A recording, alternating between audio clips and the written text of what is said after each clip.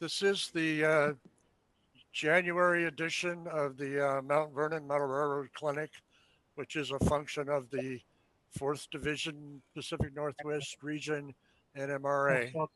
So I tell people during the day I wear a white coat, but this is a picture of me at my night job. The layout is not only Kansas City Southern, a fair section of it is actually the Kansas City Terminal Railway. So this is a sort of a state of the layout address as of November 22nd of this year. And I don't know how many of you have been to my place or not, but the entrance to the basement looks like that. As you go down the stairs, it looks like going down into the train midways of Kansas City Union Station. And down in there, I have a recreation of a Pullman car. You go in there, there's a restroom. You turn the corner down the hall, and there's a buffet lounge. And all these are giant props for the basement.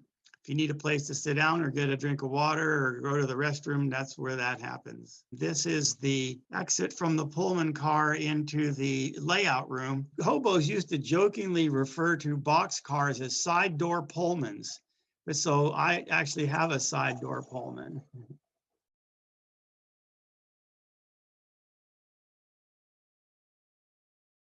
And that's what you see as you exit into the layout room. And then immediately to the left is the F7 locomotive, also the focal point of the layout, Kansas City Union Station. And again, I don't know how many have ever been or not been, but the locomotive is the real deal. It used to be Great Northern 462D and then BN 687. I've painted it as Kansas City Southern number 20. And the Pullman car beside it is a mock-up. All of the fixtures in it are authentic, but the exterior is masonite and auto enamel. So here is the plan of the upper level of the layout. We came down the stairs here. We walked through the Pullman car and came out here. And then the layout is point to point, loop to loop. So here behind the locomotive is the northern return loop and the yards and Kansas City Union Station and getting down into Missouri and down into Arkansas. This last place here is Siloam Springs, Arkansas.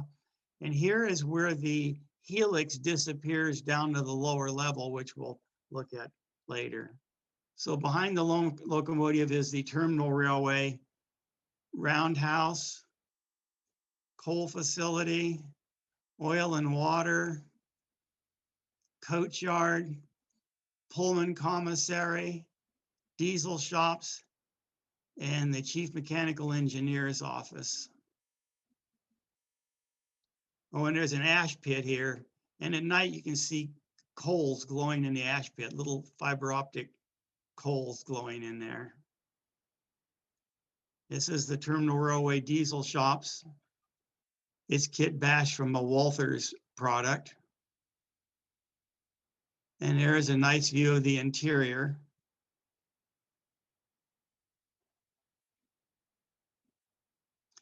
And coming around the corner now is a Southwest Avenue.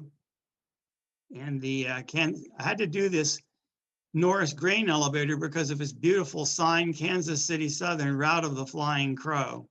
The Flying Crow was the name of the heavyweight train that preceded the Southern Belle, Streamline Southern Belle. And here is the Southwest Avenue subway. And back here, I've simulated what was called the May Street Lead. It was a industrial spur that went straight up the Missouri River bluffs. The grade was so steep that Kansas City Southern purchased 2 Shea locomotives to switch that particular piece of track. Number 900 was custom built. It rivals the Western Maryland Shea for size and power because, like the Western Maryland Shea, instead of having 36-inch wheels like most Sheas, it had 48-inch wheels. I'm going to show you here what I did on May Street in regard to forced compression of the scene. You notice how the houses get smaller and smaller and the road disappears around the corner. Well, that's a lesson in forced perspective. because these are HO scale buildings, a large one, a medium one.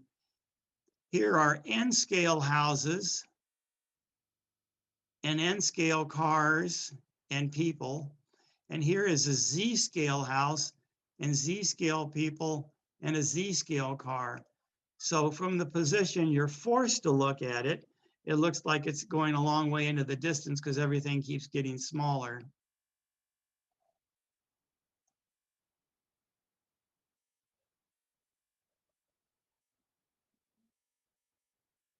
So here's a train crossing the Southwest Avenue Bridge. And here's Santa Fe Junction with the westbound Santa Fe Chief. And here is the Penway Bridge. And I light a lot of vehicles. I've gotten kind of famous for that. This is one case where I put taillights on this truck, even though you can't see the taillights, because notice how they shine on the wall behind the truck. And here is the West Throat section house. You can see the Shea in the background. And the little bridge, one of Kansas City Southern's early logos they painted on the bridges, Kansas City Southern, kindly, courteous service.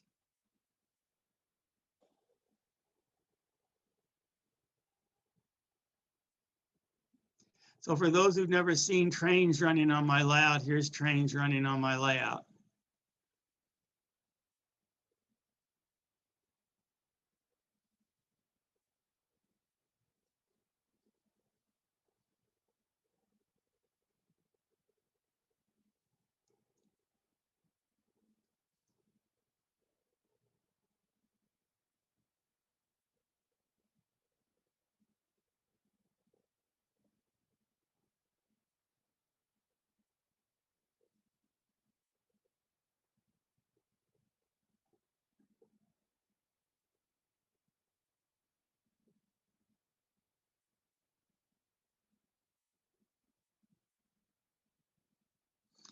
And this is the Penway Bridge and the West Throat of Union Station.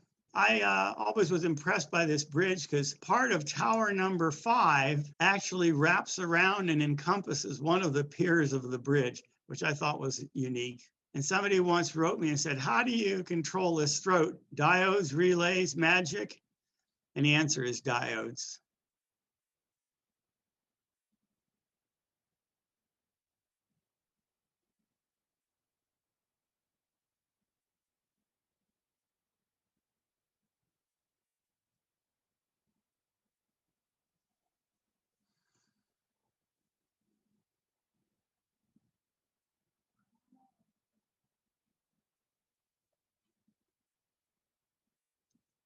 And here's a view looking the opposite direction.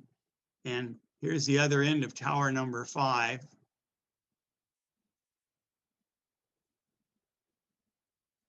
And I always like it when you find these little details. There's a American Association of Railroads film about when Jimmy goes west to visit his grandparents on the train. And as the Santa Fe train is actually pulling through this section of the world, you see this sign that says slow, freight speed, limit 15 miles per hour through crossovers, entire train. And of course, all of the switch machines, motors in the terminal railway trackage were pneumatically driven. So at various points, including this one here, is 2 air compressors and these cooling coils providing pressurized air for the switch machines. It was fun to model that because that happens to be right on the front edge of the layout where it's easy to see. And here's Tower 5 and the Penway Bridge at night.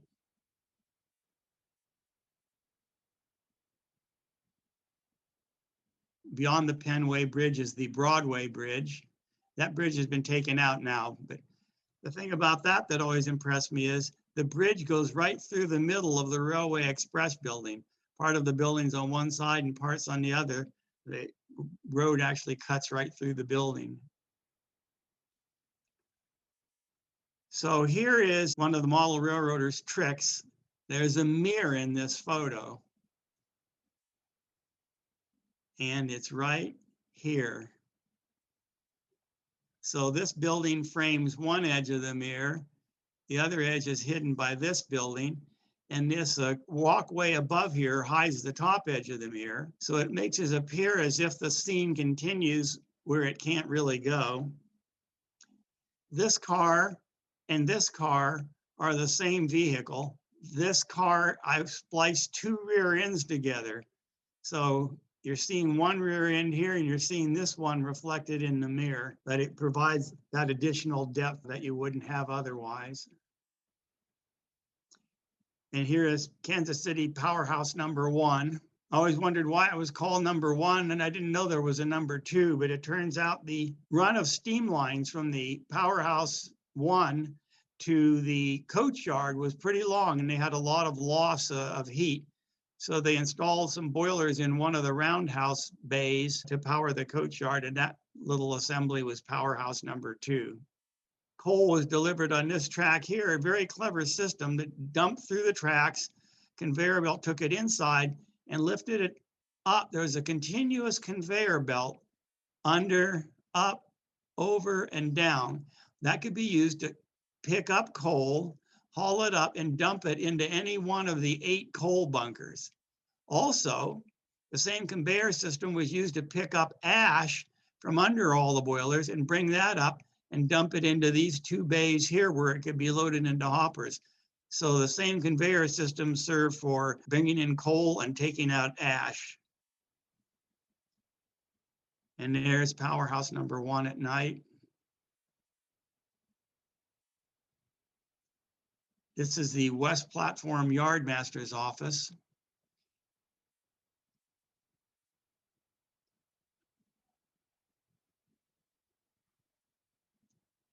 And this Skelly gas station always impressed me. It was located just west of the Union Station. I don't know how other Skelly gas stations were built. I'm sure they had many styles, but this one was built in a style which pretty much reflected the Union Station, which was next door. So I thought it was fun to model that, because they're the only one like that I know of. And of course, the little things on top of the gas pumps are illuminated. So west of the Broadway Bridge is the west platforms of Union Station and the Railway Express building and its access driveway.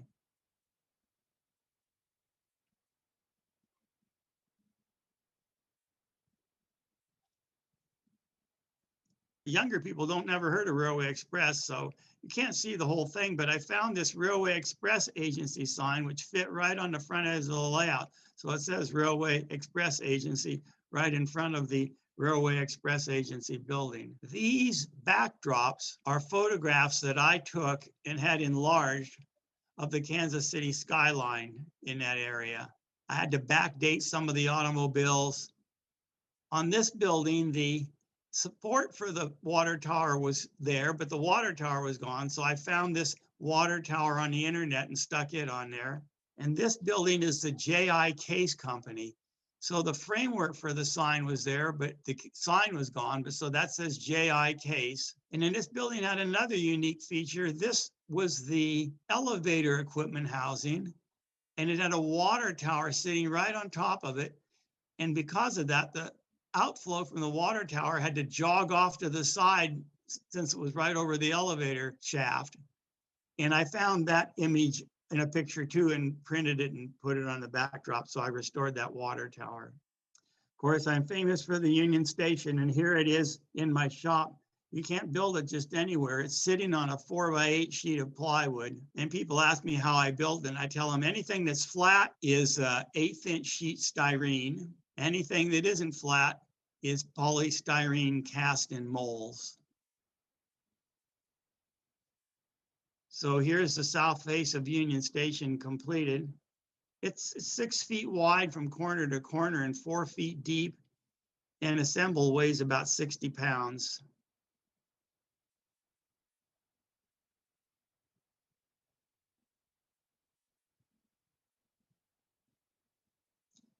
And here is the south face of the station at dusk. And here it is at night. And I asked my daughter, I said, if I get a night view of the Union Station, can you do snow for me? So he used Photoshop to create this snowstorm. which is very nice because it saved a lot of baking powder and a mess. So at Christmas time in Union Station, they would hang these giant wreaths in the windows. Now, the architect for this building was Jarvis Hunt. He did Joliet Union Depot, which has 3 arches, and the Oakland Depot, which has 3 arches. The left end of the building is the Carriage Concourse, where taxis, cars, you could drop people off. And this illumination here, behind every one of these panels in real life was a light bulb. And I thought that was really cool. It provided nice illumination. But how to do that in an HO? And the only way I could figure it is to put an LED behind every panel. The way I did that was that part of the roof, I made a printed circuit board that had places to solder all of the little LEDs. And the same is true of these entrance canopies. You know, when you came up to the station at night, there was no doubt about where the entrance to the station was, since they're clearly illuminated. And when you're underneath that canopy, the lights are all around you, so it's a very nice shadowless illumination.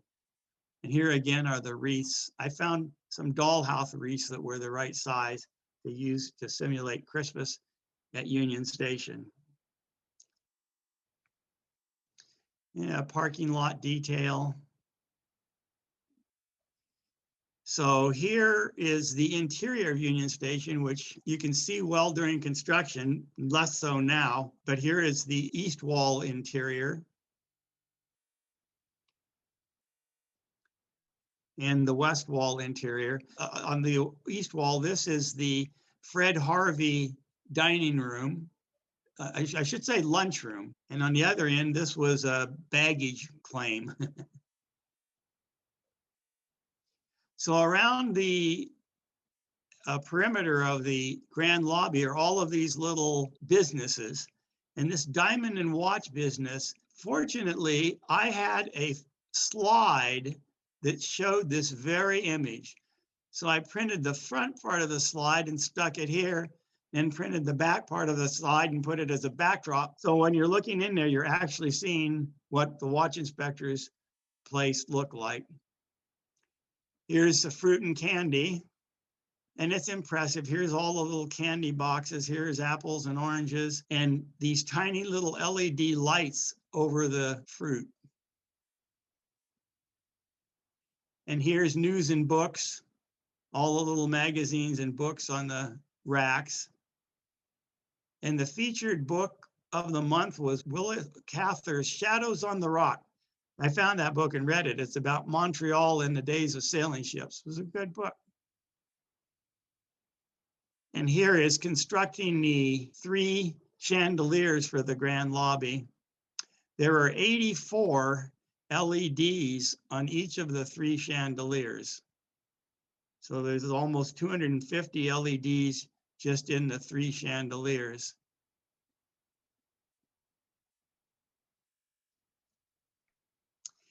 There was the basement of Union Station. Here is the sub-basement. And I wanted to model that. Off to the far left and across the street was the post office.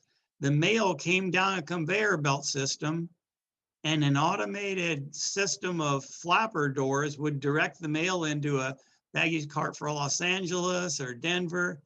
And they literally, I was down there, they literally had the names over the places where the baggage wagons sat. And then here's another one of those mirrors right here. So the junction is right there. And my daughter looked down there and I said, see how far that goes? She said, wow, that goes a long way. She said, wait a minute, it can't do that. So there's a mirror at both ends. And just west of the Union Station is the Main Street Bridge.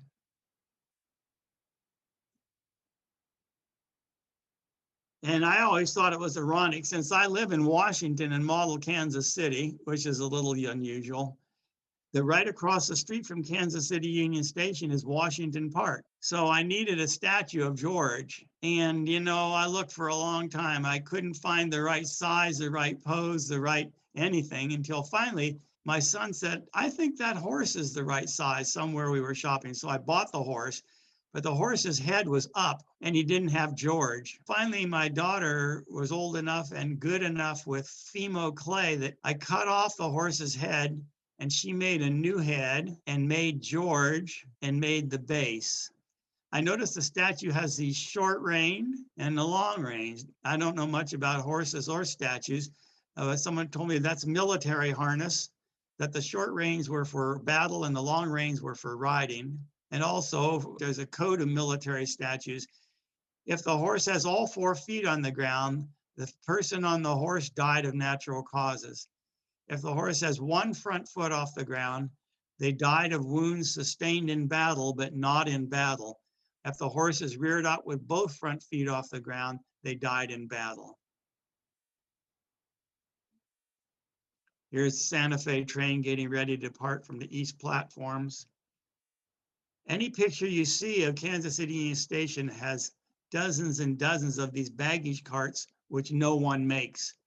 Some of them were square-ended, some of them were round-ended. They were steel, not wood.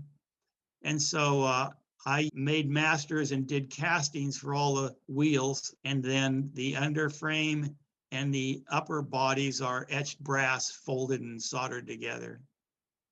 And of course, I had to have a million little packages.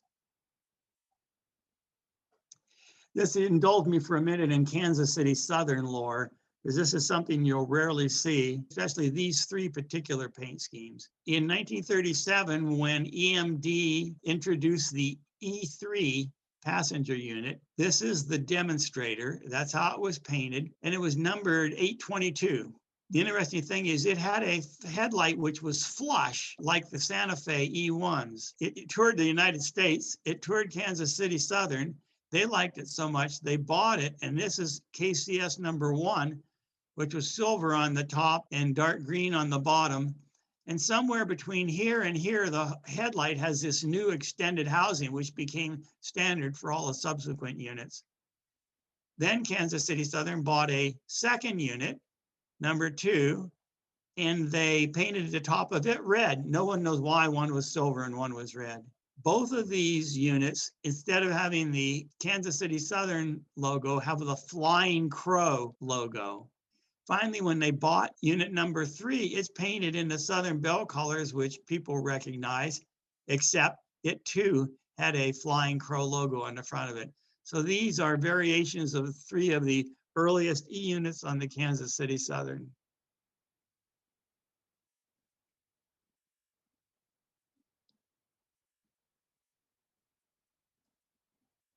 Here's the Southern Bell departing south from Union Station.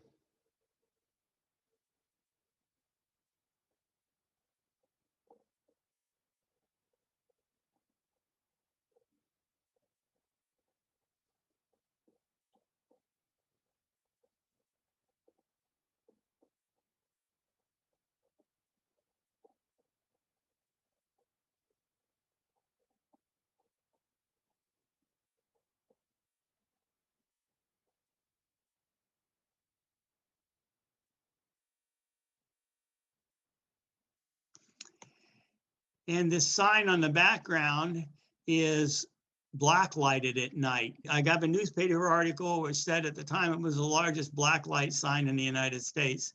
And it gave the actual dimensions, which was really very handy, except mine is exactly half the size of the real one. And here's crossing under the Grand Avenue Bridge, inbound Southern Bell, and tower number 6. And a little further is the Mcgee Street Bridge with the inbound Super Chief with steam on the head end. Here's a car from the steel mill with cooling ingots.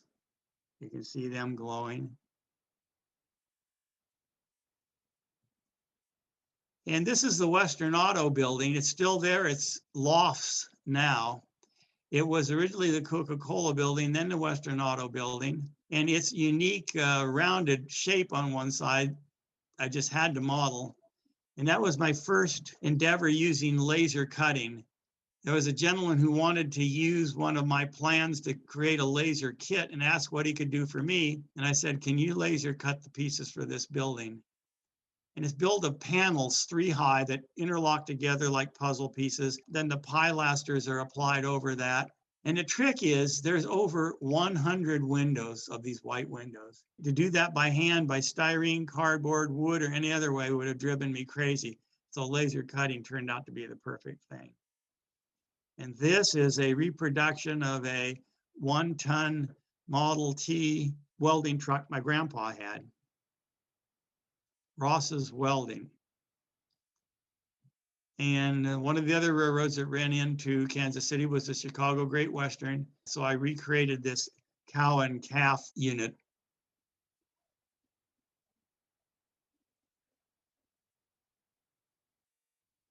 And this is the Wilson Avenue undercrossing. And it's a pretty sharp curve, and it literally had a sign that said danger, sound horn.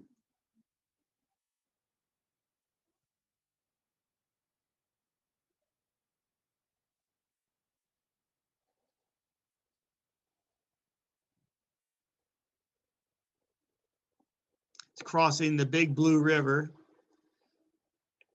and ran right through the middle of Sheffield Steel.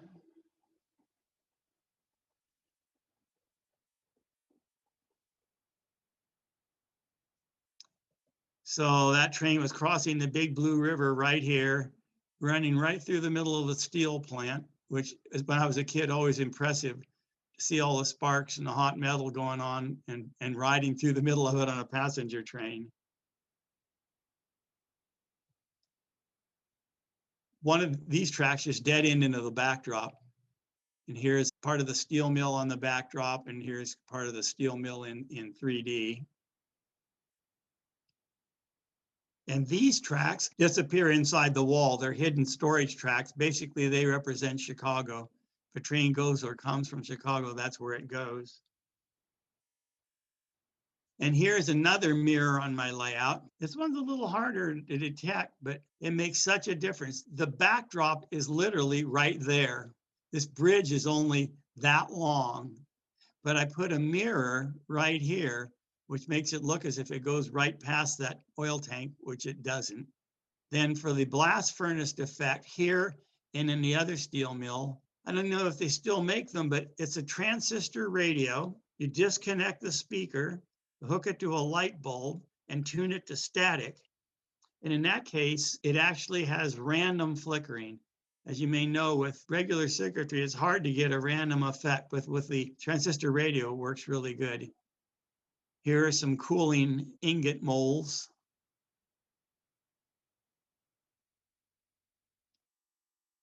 And the Independence Avenue Bridge.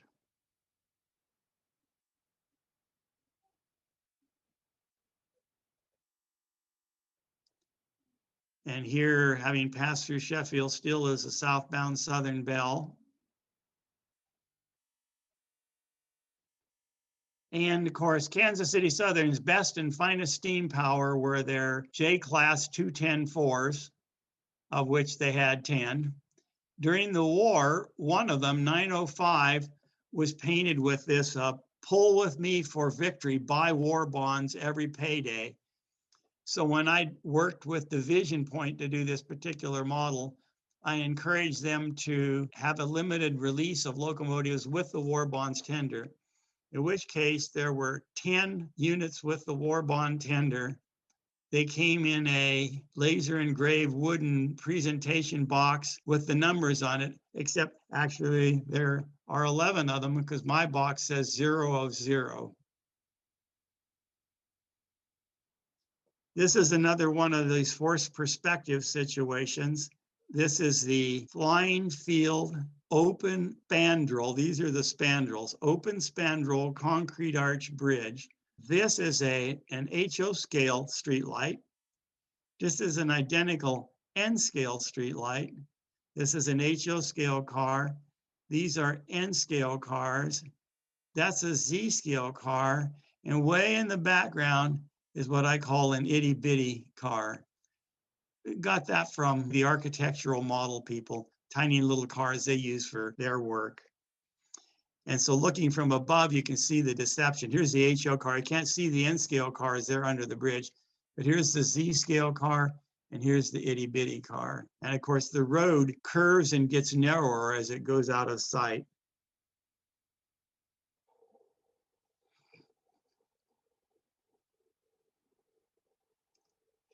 And on Kansas City Southern, local freights were called Dodgers.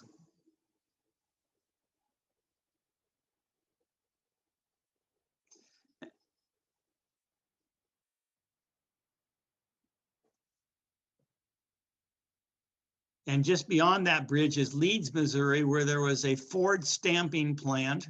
That is where the Rock Island line crossed the Kansas City Southern. And then there was an interchange track. And of course, right by the Ford plant is this billboard that says smooth as a 47 Ford. So here's the stamping plant with some gondolas full of auto frames.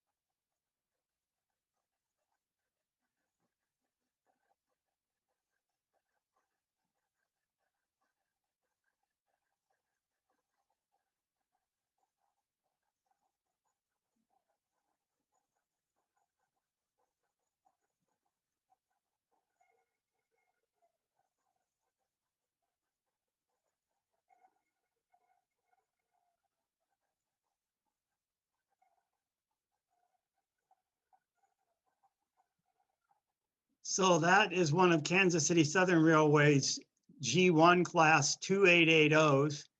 And that sharp little peanut whistle sound, they say that Laurie, who was chairman of the board at that time, was so begrudging of efficiency, he didn't even want to waste steam to blow the whistle. So they had these tiny little peanut whistles on a huge locomotive. So I always wanted one of those huge locomotives. They're big and brutish looking. And actually with Overland Models, we developed a project, picked the models, advertised it in the press, and got 7 reservations, which is not enough to do anything. So I realized if I was ever going to have one, I would have to build it myself. So I found this Sunset Models Powerhouse USRA 2882. You can remove the rear truck, in which case it's a 2880. That was the idea. This is the tender that came with it. Actually, KCS used Vanderbilt tenders. But the main thing was the wheelbase, driver's side, all the running gear were fine, except it didn't need a rear truck. In removing the rear truck, it shortens the whole locomotive by 3/8 of an inch, which meant I had to cut out this section right here, which would bring these 2 domes closer together, but that's actually what needed to happen. So fortunately, Marvin Hall, his brother-in-law, had a mill, and he milled the 3/8 of an inch out for me. But I'm going to tell you this because it turned out to be a good deal. He told me, if I mill this, we're going to break these running boards. And I said, whatever. If I have to replace them, that's fine. What he did is he built a wood box. He put the boiler in it and filled it full of low melting alloy, the kind of alloy that melts in boiling water. Then he milled through the whole thing. And after that, which supported the running boards, and after that was done, he just put it in boiling water and the metal melted away.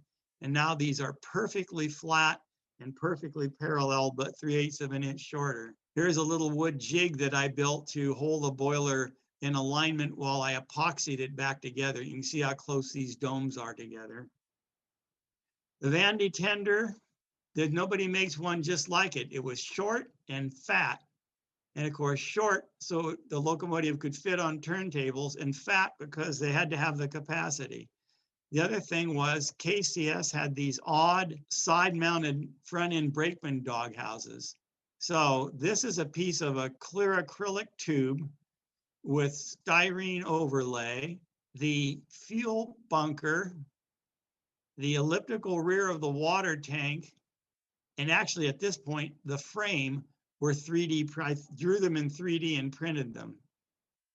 The clear acrylic frame was to check the dimensions. Ultimately, the underframe with all of its delicate little details, coupler box, truck mounts, hole for a sugar cube speaker, economy tender trucks were 3D printed in brass. Of course, before I knew how they did that, I was okay, 3D printed in brass. What they do is they 3D printed in wax, and then the brass is lost wax cast. Not only did it provide a very sturdy, thin appearing underframe for the tender, it gave it a beautiful low center of gravity so that it rides well. So here is the locomotive ready for paint.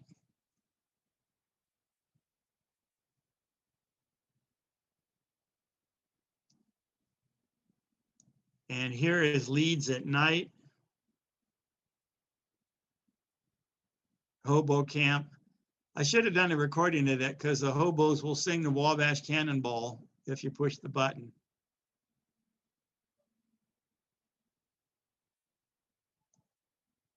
And this is Grandview, Missouri. Grandview, Missouri was the first station after Kansas City. And so they would do a rolling inspection of trains as they went by. And so at night, they had these inspection lights they can turn on. They're off here, but there's a button on the front of the layout you can push, which turns them on. Of course, the whole purpose of modeling this scene was to get the Southern Bell sign on the bridge.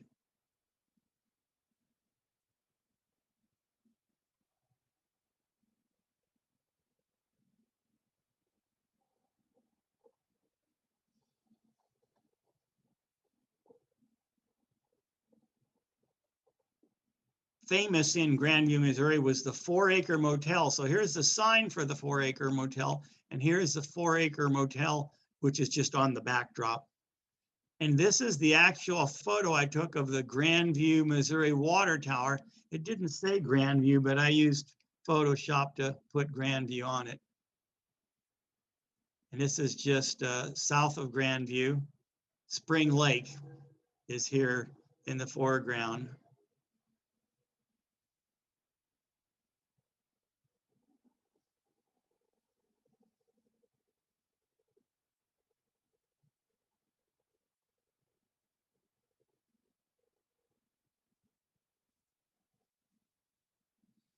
And here is Knoll, Missouri. And here's the Knoll Depot. And Donna's Diner, the Sail Inn Fish Restaurant.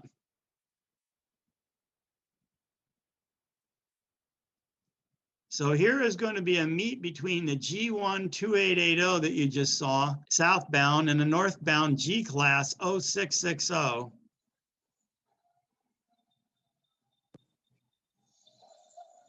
Nick, are those N-scale cars in the backdrop? No, they're regular HO scale buildings.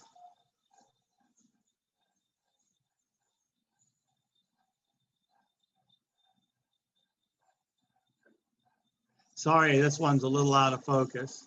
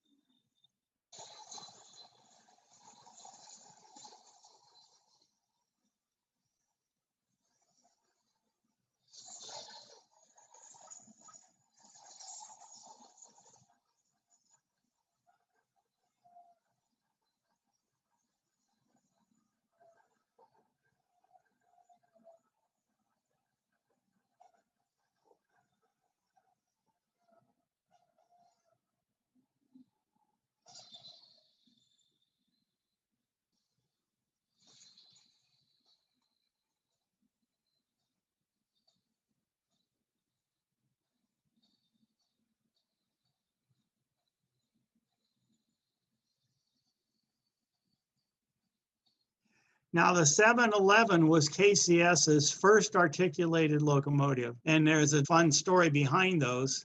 Lenore Lurie was chairman of the Kansas City Southern when they bought these locomotives. But long before that, he was with the engineering staff of the Baltimore and Ohio when they built the United States first articulated for the B&O and 0660. It had the nickname Old Maud. So it was kind of natural when he came to the KCS, the first articulated they had was an 0660. But I don't know what the Baltimore and Ohio experience was, but KCS found out pretty quick they don't do well without a lead truck. They had a tendency to, that big heavy front engine had a tendency to derail in curves. So they spent the rest of their lives in helper service or yard service. But there's very few layouts where you can see a G class and a G1 class pass each other. So you just did. And here south of Knoll, here's a cornfield and some Butler storage bins. And the Spavinaw River, it's crossed twice. The track goes around here. When it comes back again, it crosses over there. And for fun, to create variety, on this side of the bridge, it says Kansas City Southern kindly courteous service. And on the other side, it has a more modern logo, so the bridge doesn't look the same from both sides. And that's the way the Spavinaw River looked, just a sea of gravel with a river running through it. That's where my grandparents used to take us to swim when we were kids. This is Sulphur Springs, Arkansas, the Sulphur Springs Depot. And I tell people, and I think I'm a good authority, there were no two depots on the Kansas City Southern that were alike.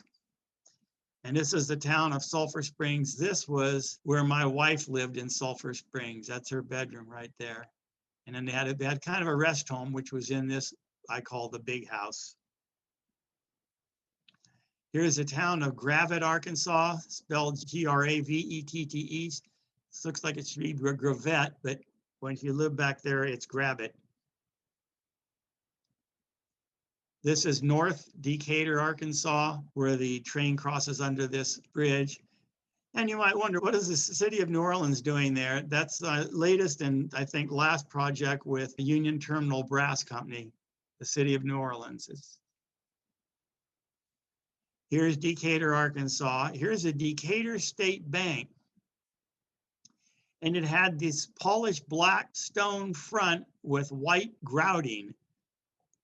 And I puzzled for a long time over how to exactly do that. So I went to Mr. T's Trophies in West Mount Vernon and got some of the black material they use for engraving signs, which has a white core. So it gave me this beautiful polished black finish with the white grout lines. But the thing that I discovered that was most amazing is it laser cuts really well. So that on the front of the building, I engraved recesses for these letters, and I literally cut the letters out of the same material. The material cut well enough that I could actually do that. So then I glued the letters into the little recesses, so it has this raised lettering that says Decatur State Bank. Here's the crossing over Wolf Creek, which was the old swimming pond in Decatur. Here's Gentry, Arkansas. And these buildings, you know, are all pretty much new. I think I'm currently building 13 new buildings. So it takes a lot of buildings. And here's a representation of Arkansas Highway 59 with some Burma Shave signs and a King Mill laser fireworks stand. And here is a little kid taking a pit stop. And if you look on the front of the building, it says no public restroom. Here's the other crossing of the Spavinaw River. Some people down here wading, bathing. You might say, why would they do it in those rocks? I don't know, but we did. And then there's, in that part of the world, a resort called Ginger Blue. And I always thought that was a strange name. So that I looked up where the name came from. It gets even stranger. Ginger Blue was the name of an Indian chief. And just down the road from that is Truett's Cave. And if you look close, you can see cave formations through the windows here. And this is the most recently completed part of the layout. This is Siloam Springs. Actually, when we went to visit my grandparents, and my wife, when she was a young girl, we got off at Siloam Springs. So this is Main Street, Siloam Springs, behind the station. And this is the Spot Theater. One of the main reasons I modeled the Spot Theater was so I could model the neon sign. And this is the Butler Grain Company. This is Allen Canning Company. There's a truck that says Allen Canning Company. My grandma worked in that canning company. And here is Siloam Springs at night. You can see the neon sign on the top of the Spot Theater. So we just finished coming around like that to Siloam Springs. Then it goes into the Helix and comes out here, runs around here, and ends up right here, which is Shreveport, Louisiana. And beneath the Helix is the other return loop for the other end of the layout. The other thing I did is the tracks for Shreveport Union Station would be quite short, except they run right through the backdrop into the middle of the Helix. So that was one of my concerns, is that the Helix consumes quite a lot of layout space. So I wanted to make it as useful as I could. So here is my section of the Ozark Mountains. It's built using Joel Bragdon's geodesic foam technique. And that whole piece weighs 8 pounds. I can hold it in one hand. It was built in the shop and then just dropped into place on the layout. And of course, it has an access hatch so you can get to things if you need to. And there's what it looks like installed on the layout. So underneath that is the Helix. It's two and 1/2 turns and enters the lower level of the layout here. And beneath it are the double track return loop for the other end of the layout. And here you can see the station tracks for Shreveport extending back into the middle of the Helix. And so it's a mountain, it's a Helix, it's a return loop, it's station tracks, and underneath that is storage. So I think I got about as much out of that square footage as I can. Where the train comes out of a tunnel here to the lower level of the layout is Watts, Kansas. And I painted a dark, cloudy sky. A little hard to tell, but underneath here are cool white LEDs, and this is going to be snowy. Transitioning into, this is a ball cypress swamp. Here are some ball cypress trees. And then this is going to be Louisiana sugarcane industry. This will be cane fields. This is a little 30-inch gauge, narrow gauge cane trains. This is the interchange with the Kansas City Southern, and the station of Rodessa, Louisiana fits back in there. Now I had Al's help with this. At his suggestion, I put in LED lighting, which was a great idea. Number one, I didn't have that many more amps in the basement. Number two, I didn't need a bunch of heat up under the upper deck. But over the years, maybe 15 years, the LEDs faded. They got quite dim. So we just recently replaced them. These LEDs are spaced amazingly close together. I'll bet it's not more than 1/4 of an inch between each LED. That works well. Then it's still experimental, but I'm trying this dawn dusk strip of red LEDs at the horizon. And then this is the blue LEDs for night. And even though this doesn't look very nice, it helps to demonstrate what I'm trying to say. Believe it or not, in real life, it looks blue, but it has a lot of ultraviolet in it. I'm still looking for a way to get blue LED for night without all the ultraviolet, because with the ultraviolet, anything that glows under ultraviolet will glow. So back here, this is Oil City, Louisiana. There's a oil refinery, and up front, the Oil City Depot. And this underpass is the beginning of the Kansas City Southern's Doremus Yards in Shreveport. And the other end of that is where the Shreveport Roundhouse will be, which comes around and butts right up against the backdrop.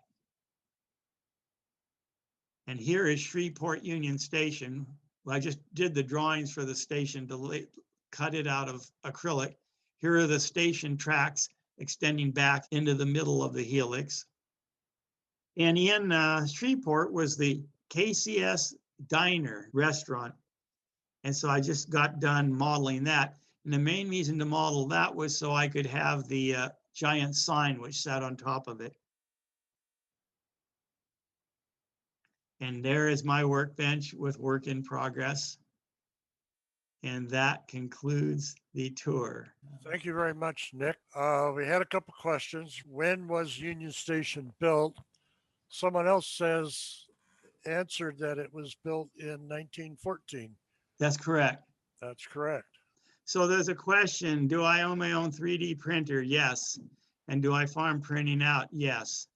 So I have a flash forge filament printer, which can do lots of things. In fact, I'm only recently learning how much it can do. I didn't think the resolution was good enough to do many things I wanted to do.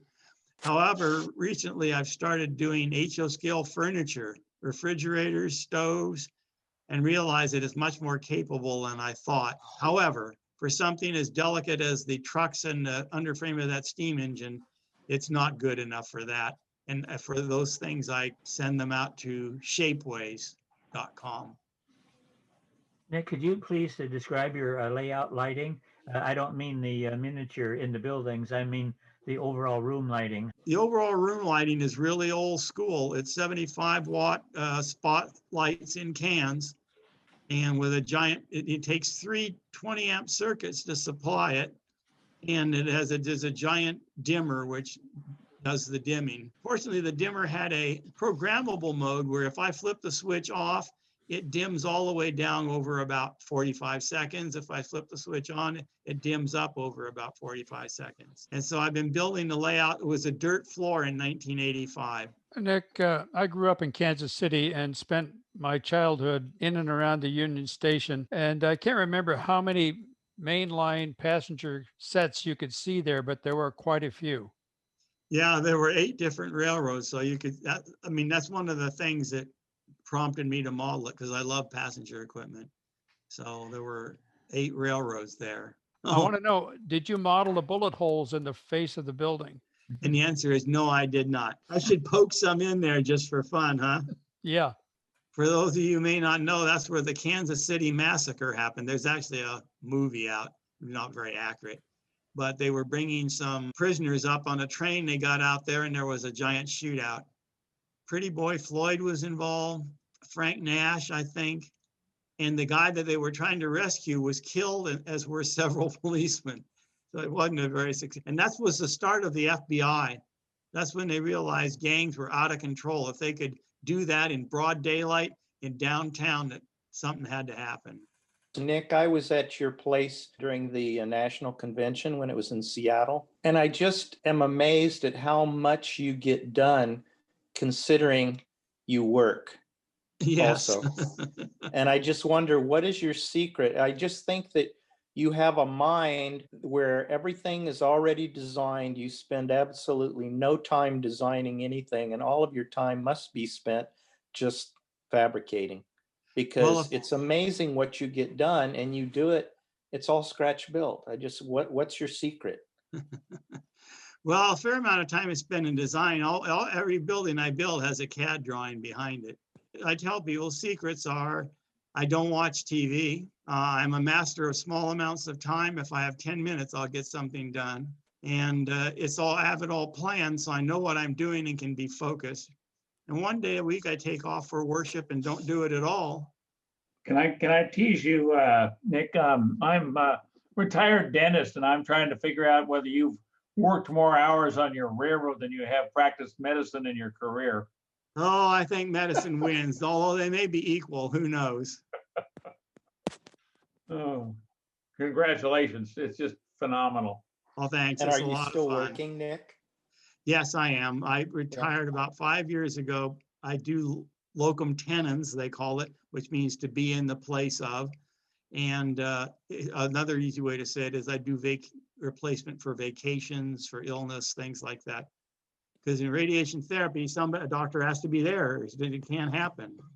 And so the doctor is sick or wants to get away, and it's a one-man practice, which I was that way for many years. Somebody has to come so they can go. And my job is to come in there, smile, be nice, do whatever they need done, don't change anything. And when I leave the office, make sure it looks just exactly like when I came on, even if I did move all the plants out of the way so I could use their desk. When you were giving your tour, it looked like you had 2 levels. Yes, that's correct. I didn't remember seeing 2 levels. when I was Well, I don't there. know when you were there. At a certain point, that part of the layout hadn't been built.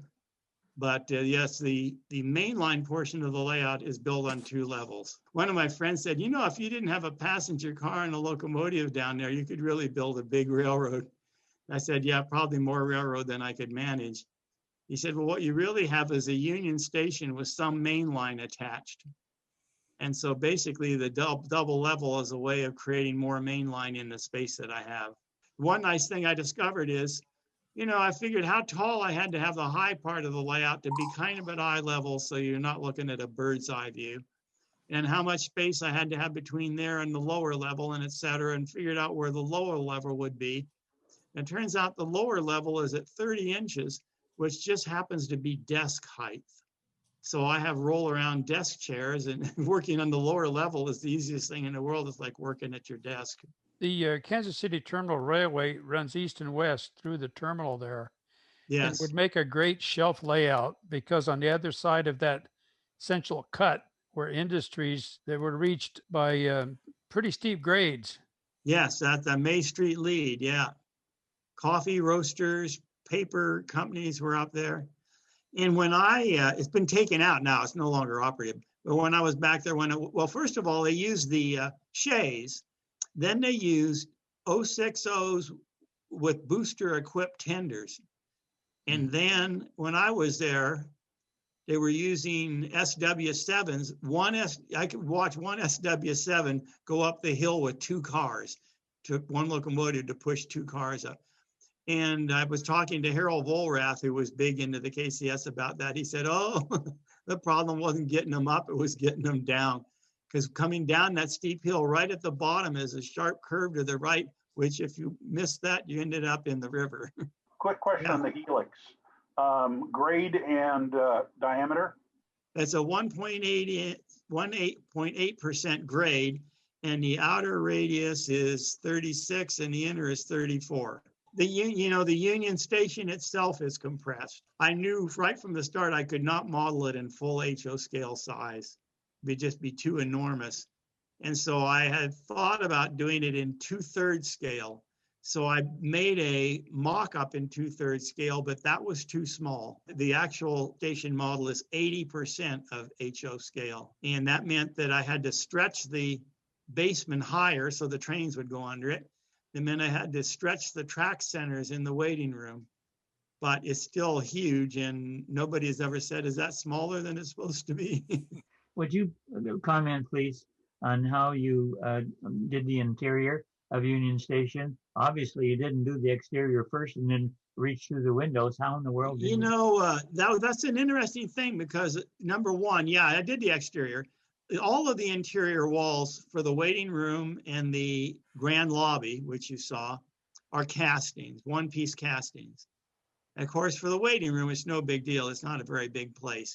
But for that grand lobby, though, especially front and rear walls are major castings. I made it so that you put in one end wall, then you put in the front side wall, then you put in the other end wall, and finally the back wall. That's the trick. The corners are mitered, and I cut off most of the miter on one end and found that I could just snap it into place. So if you put them in that order, they just snap in.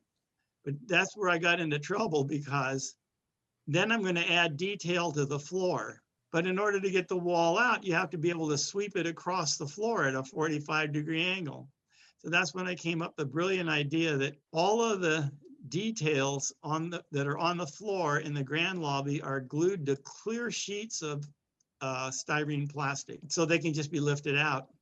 But the advantage of that, it looks like highly polished marble. And people will say, how did you get the floor so polished? Well, It was an accident. Nick, thank you very much. That was a wonderful tour. My privilege. Well, that winds up the presentation for tonight. I hope you enjoyed it. I hope you learned something. If you have any questions, my contact information is on the 4th Division website. Check out the NMRA. The links are available. I think one of the things you'll find with that MRA membership is the camaraderie is worth it. So have fun. See you next time.